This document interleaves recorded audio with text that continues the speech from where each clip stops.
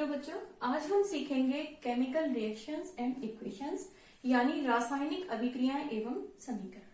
तो बच्चों सबसे पहले हमें समझनी है केमिकल रिएक्शंस यानी केमिकल रिएक्शंस होती क्या है।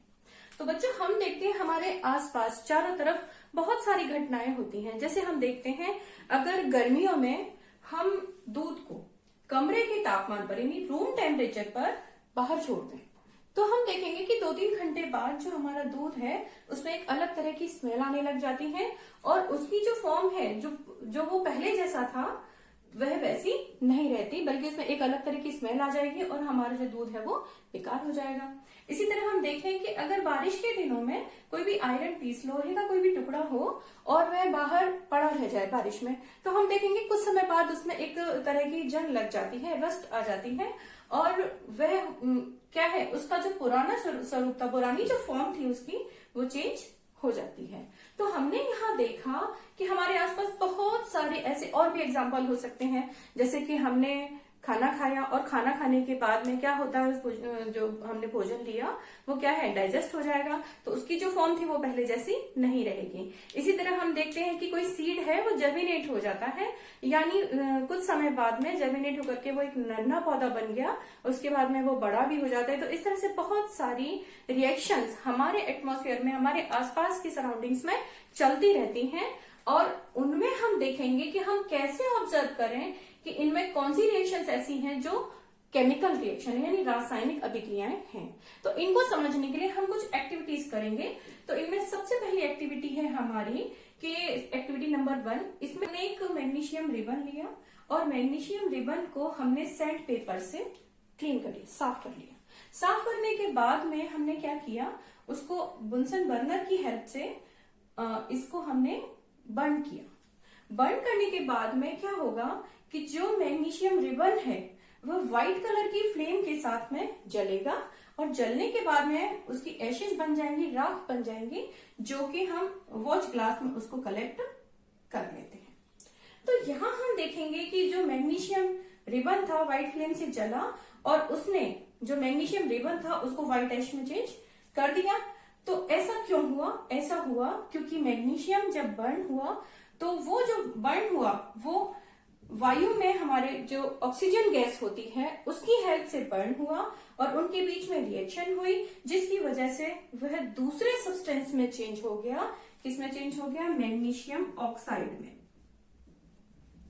मैग्नीशियम ऑक्साइड में चेंज हो गया और जो कि किस फॉर्म में होता है? व्हाइट एश की फॉर्म में है। तो इस तरह से आपने देखा कि मैग्नीशियम रिबन था और अब जो उसकी फॉर्म है वो दूसरी हो गई। कैसी हो गई? व्हाइट कलर की। पहले तो उसका कलर चेंज हुआ, स्टेट चेंज हुई, दूसरे वो पाउडरी फॉर्म में हो गई।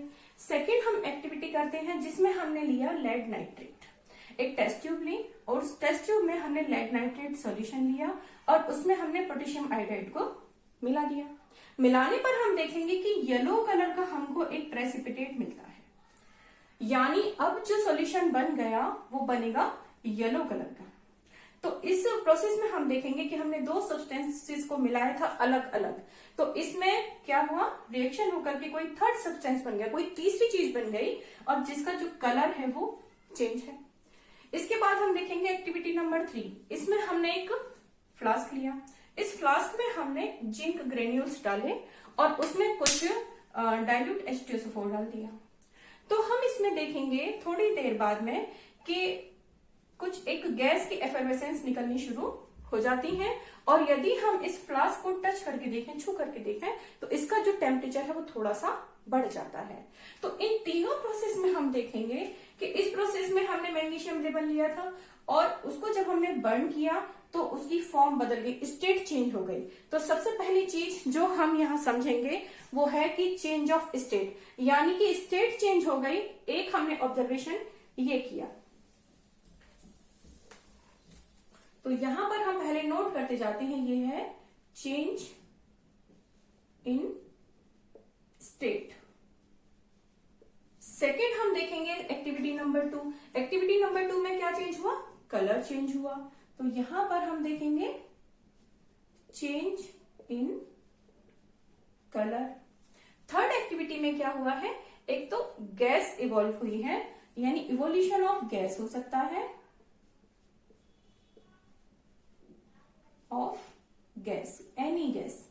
और नेक्स्ट है चेंज इन टेम्परेचर, यानी फ्लास्क का जो टेम्परेचर था पहले कुछ और था और बाद में वो चेंज होकर के थोड़ा सा ज्यादा हो गया, तो change in temperature, in temperature. तो ये कुछ आइडेंटिफिकेशन है जिनकी हेल्प से हम कह सकते हैं कि हाँ केमिकल रिएक्शन हुई है। बच्चों हम ये तो समझ गए कि केमिकल रिएक्शंस को हम कैसे जानेंगे कि कौन कौन सी रिएक्शन हमारे आसपास के एटमॉस्फेयर में जो हो रही हैं वो केमिकल हैं। तो अब हम इनको सिंबलाइज करना सीखेंगे, यानी इक्वेशन की फॉर्म में हम इनको कैसे लिखें। सपोज हम एक्टिविटी नंबर 1 ले लेते हैं, जिसमें कि हमने मैग्नीशियम रिबन को बर्न किया था इन प्रेजेंस ऑफ एयर और एक नया सब्सटेंस बन गया मैग्नीशियम ऑक्साइड। इसको अगर हम पूरे सेंटेंसेस में लिखें, वाक्य में लिखें, तो देखिए काफी बड़ा हो जाता है। तो इसको अगर हम शॉर्ट फॉर्म में लिखेंगे तो कैसे लिख सकते हैं? मैग्नीशियम, यहां आप ये तब देखिए कि अगर हम पूरी रिएक्शन को सेंटेंस में लिखें तो ये काफी बड़ा हो जाता है, तो इसको हमें शॉर्ट फॉर्म में लिखने की जरूरत होती है।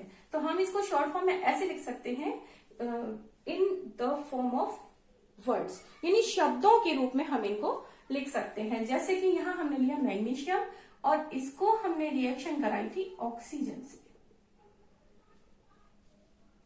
तो ये बन गया आपका मैग्नीशियम ऑक्साइड।